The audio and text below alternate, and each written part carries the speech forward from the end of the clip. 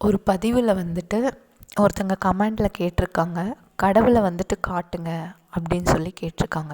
இப்போ நான் உங்ககிட்ட ஒன்று கேட்குறேன், நம்ம உடம்புல தான் உயிர் மூச்சு ஓடிட்டுருக்கு. அந்த உயிர் மூச்சை உங்களால் பார்க்க முடிஞ்சதா, இல்லை அதை நீங்கள் எடுத்து காட்ட முடியுமா?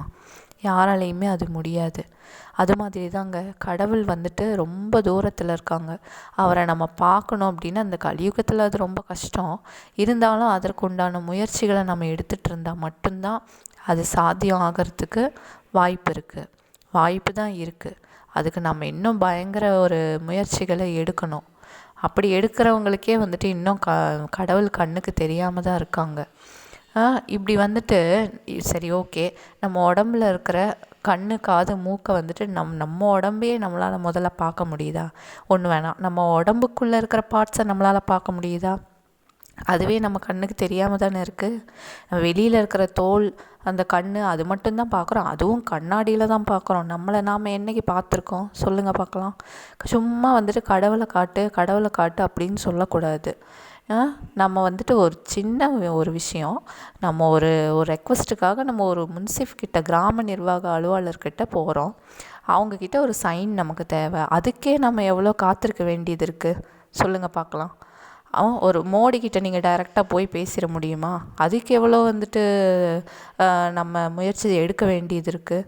அப்படிங்கும்போது கடவுள் என்னங்க சாதாரண நீங்கள் நினச்சிட்ருக்கீங்களா? அவர் அண்ட சராசத்தையும் படைச்சவர். அப்படிங்கும்போது அவரை காட்டு அப்படின்னு இது வந்துட்டு ஒரு அறிவே இல்லாதவங்க தான் இந்த மாதிரிலாம் கேட்பாங்க. அவர் இருக்கார், நீங்கள் உயிர் மூச்சு நம்ம உடம்புல இருக்குங்கிறத எப்படி நம்புறீங்களோ அது மாதிரி கடவுள் வந்துட்டு இருக்காருங்கிறத நீங்கள் நம்பி தான் ஆகணும். அவர் இல்லாமல் இந்த உலகத்தில் எந்த ஒரு விஷயமும் நடக்காது. ஒரு அணு கூட அசையாது. இதை முதல்ல புரிஞ்சுக்கோங்க. அறிவாளித்தனமாக பேசுகிறதா நினச்சி மடத்தனமாக வந்துட்டு கடவுளை காட்டுங்க அப்படின்னு சொல்லி இனிமேல் கேட்காதீங்க. கடவுள் வந்துட்டு இருக்கார், அதை நம்புங்க. இப்போ ஒரு ஸ்வீட்டு சாப்பிட்றோம், அது வந்துட்டு இனிப்பாக இருக்குது அப்படின்னு சொல்கிறோம். இனிப்பாக இருக்குன்னா எப்படி இருக்குன்னா இனிப்பாக இருக்குன்னு தான் சொல்ல முடியும். அதை டேஸ்ட் பண்ணால் மட்டும்தான் நமக்கு தெரியும். அது எப்படின்னு உங்களால் விவரிக்க முடியுமா? அது முடியாது. அந்த மாதிரி தான் கடவுள் அப்படிங்கிறவர் ரொம்ப மிக உயரத்தில் வந்துட்டு இருக்கார். சரி, நம்ம அமெரிக்கா இருக்குதுன்னு நம்ம நம்புகிறோம். எப்படி நம்புகிறோம்? நம்ம வந்துட்டு டிவியில் பார்க்குறோம், சொல்கிறவங்க கேட்குறத நம்ம வந்துட்டு ஓகே இருக்காங்க அப்படின்னு நம்புகிறோம். அதை வச்சு நம்ம வந்துட்டு ஓகே அமெரிக்கா இருக்குது அப்படின்னு. இல்லை, அமெரிக்கா இல்லை, நான் சொல்கிறவங்க இதெல்லாம் நம்ப மாட்டேன்.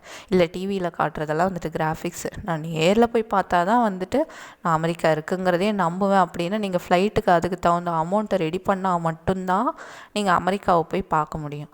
அதையே நம்மளால் முடியாது. அப்படிங்கும்போது எதுக்குங்க இப்படிலாம் பேசிகிட்ருக்கீங்க? அப்புறம் இன்னொரு ஒரு விஷயம், நம்ம முன்னோர்கள் வந்துட்டு இருக்காங்க, நம்ம தாத்தா பாட்டி, நம்ம கொள்ளு தாத்தா கொள்ளு பாட்டி இவங்கெல்லாம் இருந்தாங்க அப்படின்னு நம்ம பெற்றவங்க சொல்கிறத நம்புகிறோம்ல. அப்போ அதே மாதிரி கடவுள் இருக்காங்கிறதே நம்பி தானங்க ஆகணும். இல்லை, நீங்கள் எனக்கு என் கண்ணுக்கு தெரியறது அப்பா அம்மா தாத்தா பாட்டி இவ்வளோதான் என் கண்ணுக்கு தெரியுறீங்க, நீங்கள் இருக்கீங்க, அதெல்லாம் எனக்கு தேவையும் இல்லை, நான் நம்பவும் மாட்டேன் அப்படின்னு சொன்னால் இது வந்துட்டு முட்டாள்தனங்க, பயங்கரமான முட்டாள்தனம். அது எப்படி இல்லைன்னு நீங்கள் சொல்லுவீங்க? கண்ணில் பார்க்கலன்னா இல்லைன்னு சொல்லிடுவீங்களா? தயவுசெய்து இந்த மாதிரி முட்டாள்தனமாக யோசிக்காதீங்க. கடவுளை வந்துட்டு இருக்கார், அவர் இல்லாமல் எதுவுமே இங்கே நடக்கவே நடக்காது.